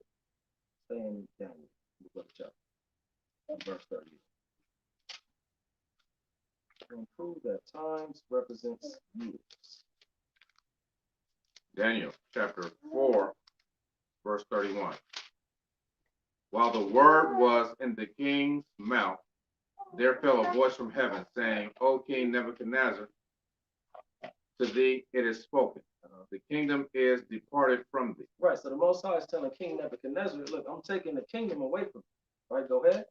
And they shall drive thee from men, and thy dwelling shall be with the beasts of the field. Right, he was going to live with the animals. That's how low the Most High was going to bring King Nebuchadnezzar, right? Go ahead. And they shall make thee to eat grass as oxen. Right, you're going to be eating grass like some cattle. That's going to be your food. Right, go ahead. And 7 times shall pass over thee. He said what? And 7 times shall pass over thee. So he told King Nebuchadnezzar 7 times was going to pass over you, meaning 7 years. That's how long King Nebuchadnezzar was living like this before he got a seat back. He was living like that for 7 years, right? Was that it on that? No. Shall pass over thee until thou know that the Most High ruleth in the kingdom of men and giveth it to whomsoever he will. Right, and you're going to know that the Most High is the one that's in charge. That's why the Most High did that. Let's go to Psalms chapter 31, and let's get verses 14 and 15. Psalms 31, verse 14 and 15. So again, we're going to deal with it though, but the times, and dividing the times, I'm going to show you many different ways that you can calculate it. You know what I'm saying? There's an easy way, there's a hard way. You know what I'm saying? But we're gonna try to make it plain. Psalms 31 and 14. Psalms 31, verse 14. But I trusted in thee, O Lord. I said, thou art my God. My times are in thy hand. He said, what? My times are in thy hand. Right. So David said, look, my times is in the Most High's hands, meaning my years. It's in God's hands. Right. Go ahead. Deliver me from the hand of mine enemies and from them that persecute me. Right. So we see that times represents years. You know what I'm saying? And we're going to go back to Revelation chapter 12 now. Revelation chapter 12 and verse 6. Now you guys can also write down Revelation 11 and 11 and 11, where it says that, matter of fact, let's get that one. Let's get that one. Revelation 11 and 11. Revelation 11, verse 11. And after 3 days and a half, the Spirit of life from God entered into them, and they stood upon their feet, and great fear fell upon them which saw them. Right. So now let's go to, we said 3.5. This one says 3.5 days. Keep that in mind. Let's go to Revelation 13 and follow. Because it's different phrases, but it's all saying the same thing leading up to the same amount of time. 3.5 years, or 350 years, or 1,260 days. Right? 13 and 5. Revelation 13, verse 5. And there was given unto him a mouth speaking great things and blasphemy, and power was given unto him to continue 42 months. So how much is 42 months? 42 months is 3.5 years. In Revelation 11 and 11, it says, 3.5 days. Those days represents years. Like Isaiah said in chapter 4, Isaiah 4 and 5, he says, I've appointed thee each day for a year. Talking about our captivity, how long we'll be in captivity. Right? So, and Daniel said a times, and a dividing of time. Right here in Revelation 12 and 14, it says a time, and a half. You know what I'm saying? It's all saying the same thing, leading up to the same. So, look, some people, I might be confused over this, but look, you know what I'm saying? I'm trying to make it as plain as possible for everybody. As plain as possible, man. So times, and dividing of times. I'm gonna show you how you can break that down, right? So this is how you do it, right? You divide. Well, how many days is in a month? We know that, right? 30 days in a month, according to the text, right? So what you want to do is 360, which is what? A time, plus, you can do that. You can do that. I was going to say plus 180. How much is that? That's 540. 540, right? So now, this is the hard way, right? 1260 or 1,260, take away 540, you get what? 720. I'm doing it. I'm going the hard way, but it all adds up to, you know what I'm saying? That's how you know a time is 360 times 720, half a time 180. 1,260 days. You see what I'm saying? So that's a times, and dividing time. Now I looked it up. Esau, has this little breakdown. He simplified, right? So he says a time equals 1. You can do it like this. A time equals 1. Times equal 2. And a half a time is 0.5, which equals 3.5 or 3.5. 3.5. You know what I'm saying? So that's how you break that down, right? We can go over it again another time. All right, so Revelation 12 and verse 7 now. Revelation 12, verse 7.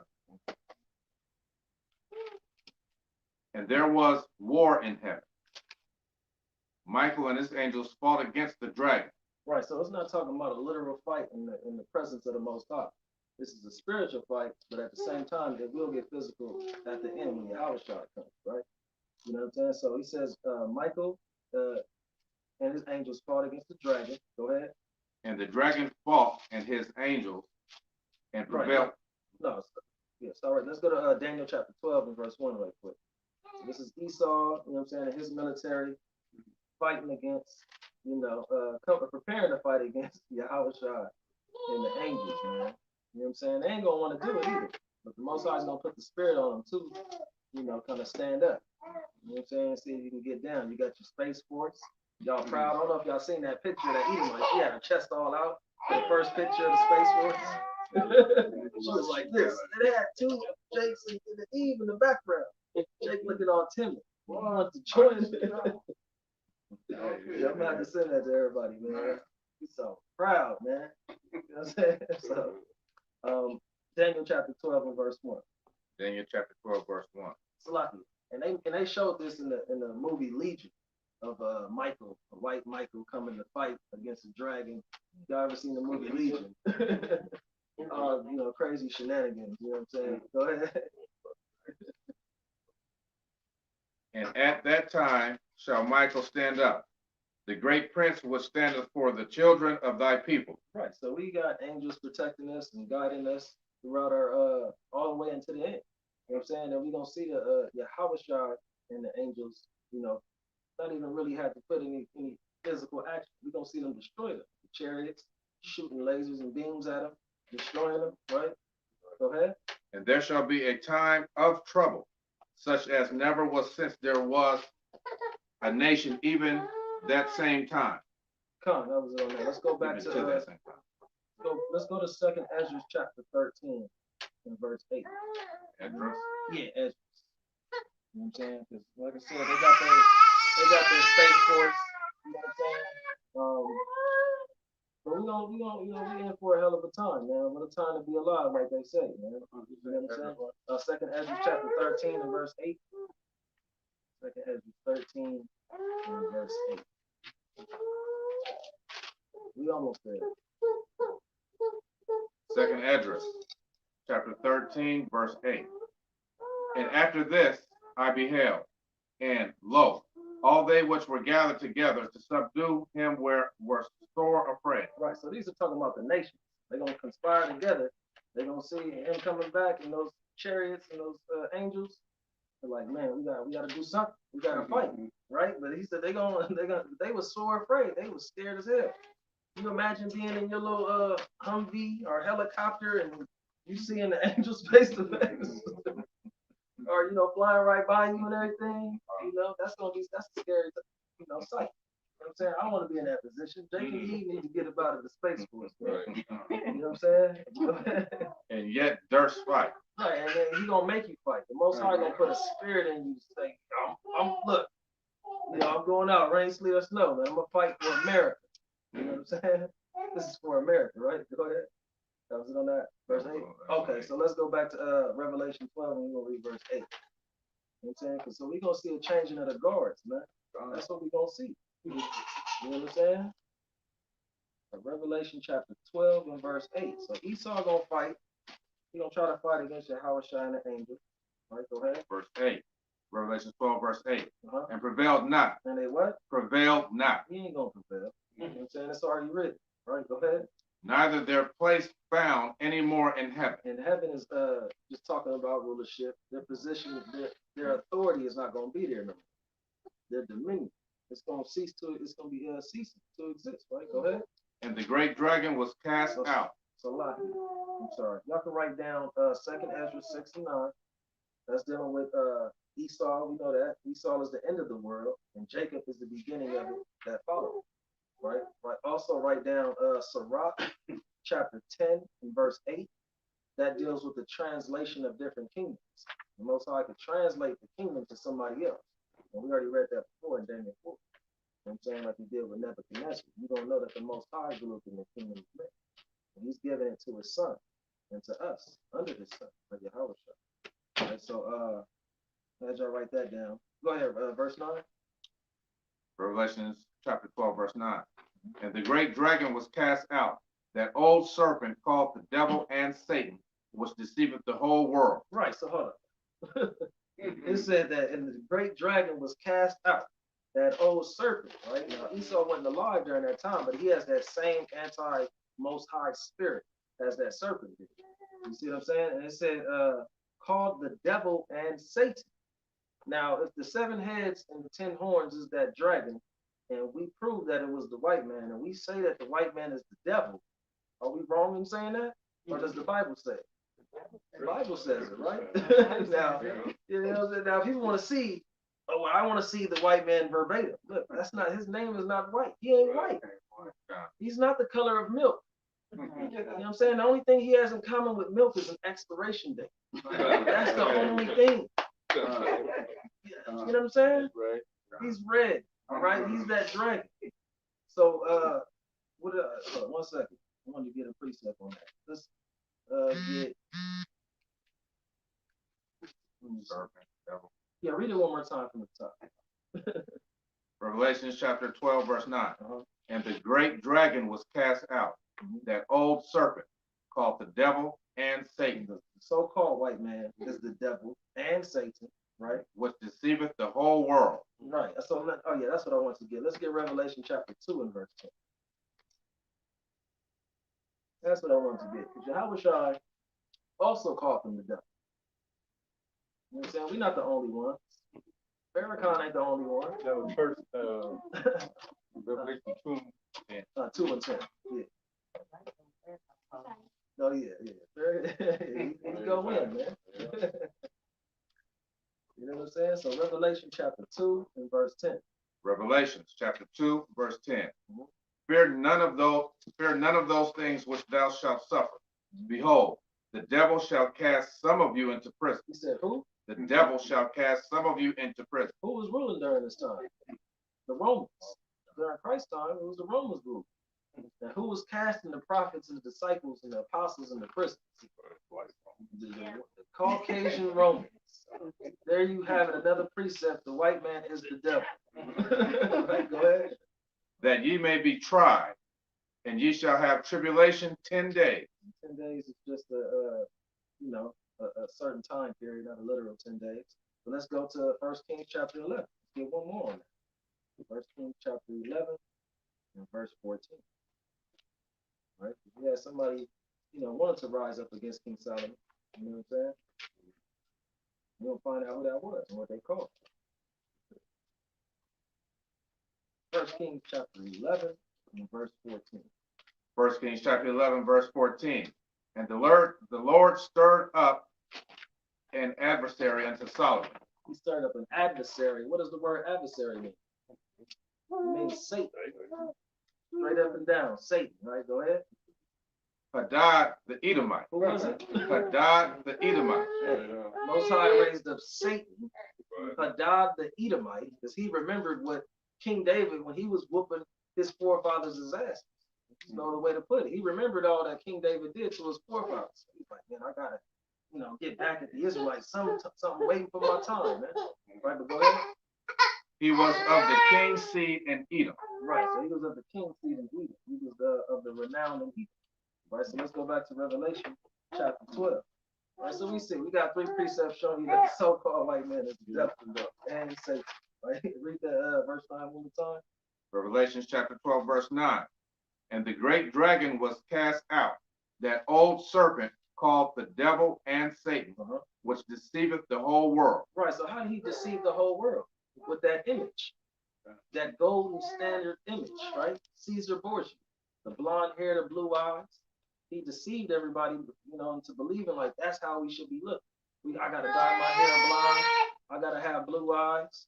You know what I'm saying? You watching the television, you see nothing but deception, right? The fake Jews being brought into the land by the British mandate in 1948. That was deception. That was all to deceive. That was a political move. You know what I'm saying? They set themselves up as being his golden standard image. But look what? Their genes is recessive. You know what I'm saying? You have blue eyes, you're more prone to be blind at a quicker rate than anybody else, somebody with dark eyes. You know what I'm saying? So nothing about the so-called white man is beautiful. Nothing about that is golden. You know what I'm saying? But go ahead. He was cast out into the earth, and his angels were cast out with him. Right, so Esau loses his power, his rulership, along with all his army. Go ahead. And I heard a loud voice saying in heaven, now is come salvation and strength and the kingdom of our God, right, and the power of his Christ. Right. For the accuser of our brethren is cast down, which accused them before our God day and night. And that's what Satan does, man. He accuses, us. He accuses things about us to the Most High. Like we see with Job, in Job chapter 2, verse 1. You know what I'm saying? Satan, wanting to go tempt Job. So it's basically like the court system that we see. Satan, you know what I'm saying? He's the prosecutor. He's trying to bring up all these trumped up charges upon you, while Yahushua is our defense. You know what I'm saying? So, and we look at moments and times where, like the Pharisees, they always had to try to accuse Christ about something. You know what I'm saying? They was looking to catch him slipping in doctrine, looking to catch him slipping in something. You know what I'm saying? Same thing with Paul in the book of Acts. They was always looking to accuse him, the Jews. They was always looking to accuse him of something. So that's what takes place. And we know the scriptures on that. You know what I'm saying? Like First Kings, we was actually there. First Kings 22 and verse 19, where it says the angels sitteth on the right hand of the Most High and on the left. You know what I'm saying? So that's what Satan, he's trying to, she was watching one of those reality shows, all those gossip TV shows. Let's put a spirit on. You know what I'm saying? Or he was watching such and such. Satan is constantly trying to accuse us of something. You know what I'm saying? But Yahushua is there to be our defense, our rock. You know what I'm saying? Let me see. No, we can keep going. You know what? You guys can write down Psalms 50, verse 19 and 20. You know what I'm saying? It says, thou slanderest thine own brother. Esau slanders us in his speech. You know what I'm saying? So he accuses us. He tries to find ways to accuse us. Right? What has thou to do to cast my word? Right, exactly. What is thou to do to cast my word? Psalm 50 and 19. Yeah, 50, verse 19 and verse 20. You can read it pretty much all the way down from that. Right, so Revelation chapter 12 and verse 11. Revelation chapter 12, verse 11. And they overcame him by the blood of the Lamb and by the word of their testimony, and they loved not their lives unto the death. They did what? They loved not their lives unto the death. Right, so we overcame him, Satan, by the blood of the Lamb, right? We no longer under the letter of the law, where if we sinned against the Most High, we was destroyed for our sins, depending on what we did. You know what I'm saying? Now we got that mercy and that grace upon us. You know what I'm saying? So Yahushua's blood is what covers us. You know what I'm saying? So, and it says, and by the word of their testimony, and they love not their lives unto death. Man, we got to have a mindset of not caring about this society, the system, the 401k, everything we possess, all these material items. You know what I'm saying? We got to, strive for the truth unto death, right? That's what. So write that down. So Sirach 4 and 28. In the meantime, we'll get Matthew chapter 16 and verse 25. We're going to close it out real soon. We almost there, y'all. Y'all bearing with me, y'all rocking with me. We're going to close it out, man. In a minute. Sirach, did I say Sirach or Matthew? Matthew chapter 16 and verse 25. So don't let the accuser get to you, man. Satan tries to get to you in your mind. You know what I'm saying? I mean, and right, especially right now, he's attacking us at a heightened level. You know what I'm saying? Constant negative thoughts, constant, things that you've done in the past. You know what I'm saying? Satan is always trying to accuse you of something. But sometimes you gotta get at Satan like, shut the hell up, man. I rebuke you, by Hashem Yahushua. You know what I'm saying? Now, you don't do that in public. You know what I'm saying? But but to yourself in your own mind. You know what I'm saying? You and your own thoughts. You know what I'm saying? Get up out of here, Satan. Go to the Most High in a secret place, man. Right. So Matthew chapter 16 and verse 25. Matthew chapter 16, verse 25. For whosoever will save his life shall lose it. And whosoever will lose his life for my sake shall find it. Right. So we gotta have a mindset again, not to care about anything that's in the society, man. Not to give a damn. You don't want to save your life, man. Fighting to save everything that you got, trying to take it with you on the chariot. Leave this damn stuff here, man. Leave it here. All right. You don't know the reward that the Most High got for you. You know everything that you desire. You know what I'm saying? So we're not trying to save nothing here, man. See what I'm saying? Let's go back to Revelation chapter 12. Jay gonna try to take the PlayStation, take the Xbox with me. You know what I'm saying? Right. We're not taking none of that stuff. The Most High got something better. You know what I'm saying? So we ain't gotta worry about that. Right, Revelation chapter 12 and 12. Revelation chapter 12, verse 12. Therefore rejoice, ye heavens, and ye that dwelleth in them. Woe to the inhabitants of the earth and of the sea. For the devil is come down unto you, having great wrath, because he knoweth that he hath but a short time. Right, so Satan know he got a short time. So he had Agenda 2030. Now it's Agenda 21. Now it's Agenda right damn now. They trying to kill everybody. You know what I'm saying? To the vaccinations, to the GMOs. You know what I'm saying? Shooting us down justly in these streets, kidnapping our women and children and men. You know what I'm saying? They coming up with all these plots and plans to destroy us. We know we got but a short time. And we're going to get the precept that you brought up, I believe it was last week or the week before, Job chapter 20, and verse 4. You say. Job chapter 24, precept.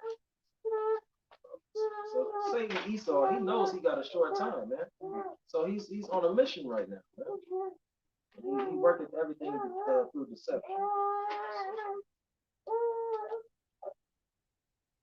Job chapter 20 and verse 4.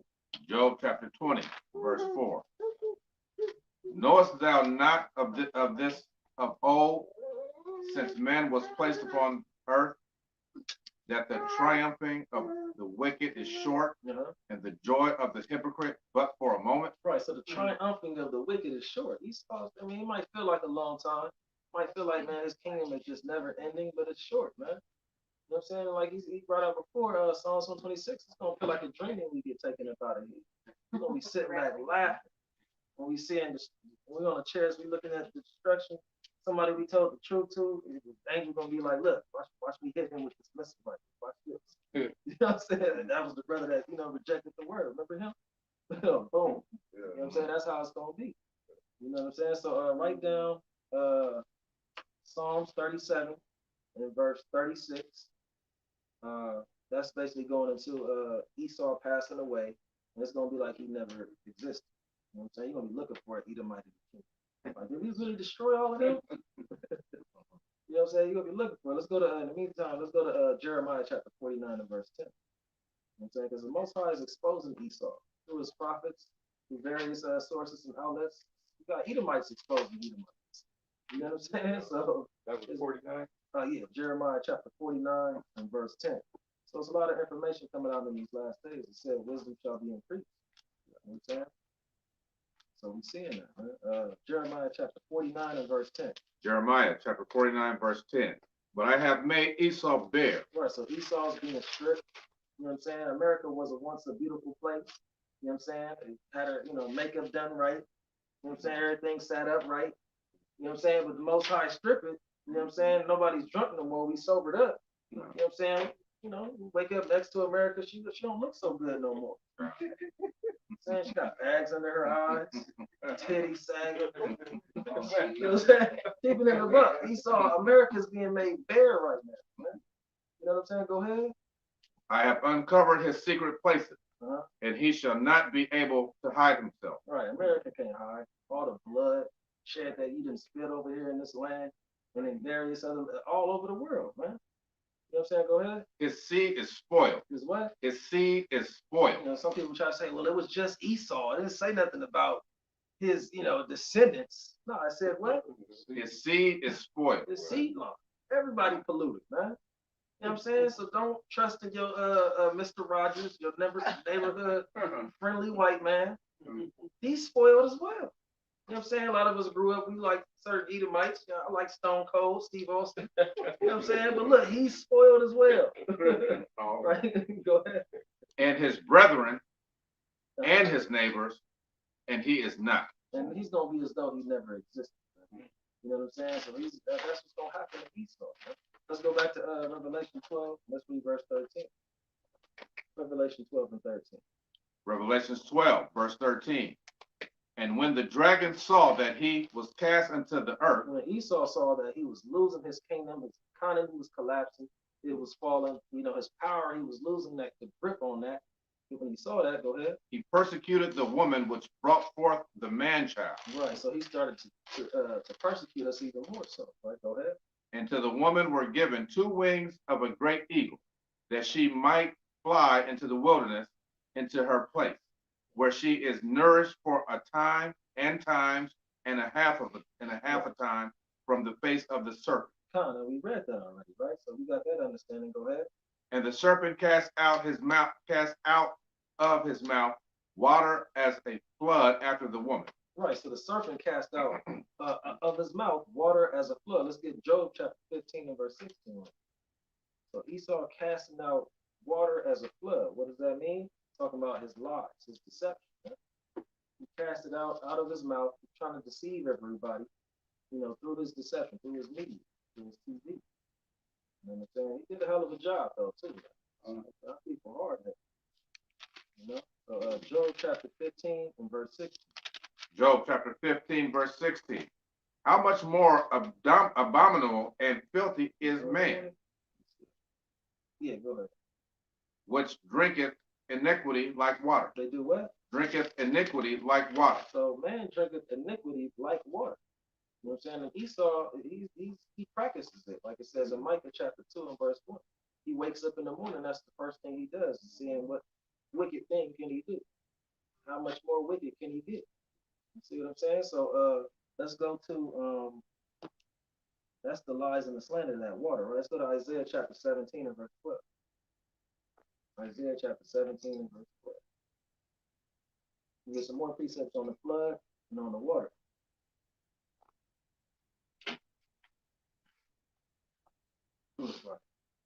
Isaiah chapter 17, verse 12. Woe to the multitude of the many people which make a noise like the noises of the sea, and to the rushing of nations that make a rushing like the rushing of mighty water. They make what? That make a rushing like the rushing of mighty water. Right. So these nations, they make a noise like the rushing of mighty waters. Right? That's how we know that the waters represents nations. You see seas and waters of the whore that sitteth upon many waters is talking about nations. You know what I'm saying? So that was it on that? Yeah. Okay. Psalms 144 and verse 6. See what David said. We got, we closing it out strong. You know what I'm saying? We're gonna close it out strong. You know what I'm saying? Again, theme, precept upon precept, line upon line, here a little and there a little, right? Through thy precepts I get understanding, so therefore I hate every false there you go, man. You know what I'm saying? Look, you become renowned of these dark sayings. You know what I'm saying? 144 and verse 6. Psalms 144, verse 6. Cast forth lightning and scatter them. Shoot out thine arrows. So David is saying to the Most High to, shoot out your arrows, man. Cast lightning upon these nations, right? Go ahead. And destroy them. Send thine hand from above. Rid me and deliver me out of great waters. Deliver me out of what? Out of great waters from the hand of strange children. Right, the strange children is those great waters, man. They trying to drown us, you know what I'm saying, through their lies and their deception, through all of their wickedness, their homosexuality, you know what I'm saying? I mean, through everything that we see, Esau is trying to find, through the little Baconator commercials, you know what I'm saying? Through lust, he's trying to find any way he could deceive us. You know what I'm saying? Let's get matter of fact, get Isaiah chapter 59 and verse 19. And write down Psalms 125 and verse 3, where it says that the wicked shall not stop, basically, I'm going to paraphrase it, the wicked shall not stop their rod upon the righteous until the righteous have put forth their hands into iniquity. Esau's not going to stop until everybody's a fornicator like him. You know what I'm saying? Everybody's a homosexual like him. He ain't going to stop. He wants you to be just like him, right? So Isaiah 59 and verse 19. One more on the flood. Isaiah 59, verse 19. So shall they fear the name of the Lord from the west. And we in the west, man. We fearing the name of the Most High all the way over here, right? It was prophesied. Okay? And his glory from the rising of the sun. When the enemy shall come in like a flood. He shall what? Come in like a flood. So the enemy's coming in like a flood upon us, man. Did that in David's time. Did that in various times throughout our history. You know what I'm saying? But go ahead. The Spirit of the Lord shall lift up a standard against him. Right, and we protected, man. Most High got us protected. He said, he that feareth the Lord, his angels encamp about them.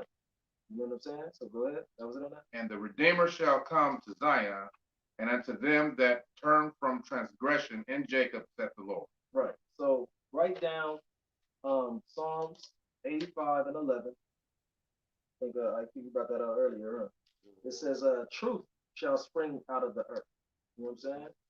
So we read 16 in Revelation 12. We didn't read that. Okay, that's what I wanted to get with. But we'll read Revelation chapter 12 and verse 16. That's what I wanted to get it. You could link that up to Psalms 85 and verse 11. Go ahead. Revelations chapter 12, verse 16. And the earth helped the woman, and the earth opened her mouth. Right. So the earth helped the woman, and the earth opened her mouth. Right. Go ahead. And swallowed up the flood, which the dragon cast out of his mouth. Right. And the Most High, allowed us to have certain things to be able to prove and understand who we are. We got archaeology. You know what I'm saying? That's the rocks. You know what I'm saying? That we see. The papyrus out there. You know what I'm saying? We got various things and sources that show us who we are as a people. We still have this book before, right? You know what I'm saying? So it said, like I said, Psalms 85 and 11, it says, truth shall spring out of the earth. Right? So you can link that up with that. Go ahead. Verse 17, chapter 12, verse 17. And the dragon was wroth with the woman. Right. So Esau is wroth with us, right? Go ahead. And went to make war with the remnant of her seed. Still making war with us. He's never going to stop all the way back from Genesis. Go ahead. Which keep the commandments of God. Which keep the commandments of God. So it's still going to be people keeping the commandments in the last days? God. I thought we didn't have to keep them. God. Check that out, man. The scripture say it's going to be some people keeping the commandments in the last days, right? God. So we go ahead.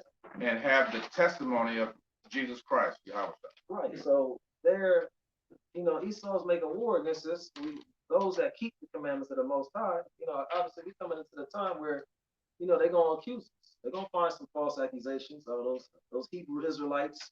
They murdered Joe Biden. You know what I'm saying? They're going to try to find something. They're going to use something to pin on the Israelites. And we're going to be accused in these last days. Like it says in St. John chapter 16 and verse 2. I can write that down. It says, them that killeth you don't think that they doing the will of the Most High. Paraphrase.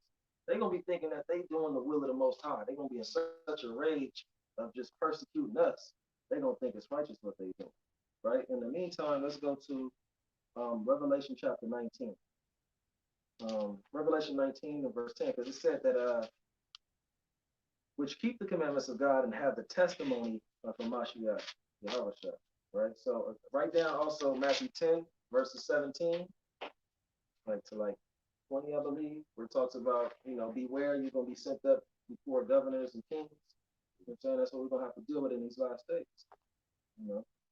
Most High willing, he puts the spirit on us to, endure it, whether we got to go through it or we don't, So Revelation chapter 19 and verse 10. Revelation chapter 19, verse 10. And I fell at his feet to worship him. Mm-hmm. And he said unto me, see thou do it not. I am thy fellow servant and of thy brethren that have the testimony of Jesus, Yahushua. So the angel was telling, John the Revelator not to bow down to him, your brother. You know what I'm saying? He says, I have the, what? Mm-hmm. That have the testimony of Jesus Christ.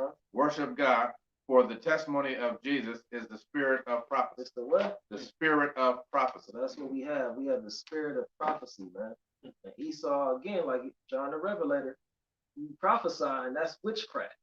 You know what I'm saying? Going back to the beginning when we was first talking. You know what I'm saying? So, that's our testimony. And with that, man, we say death to Babylon, man.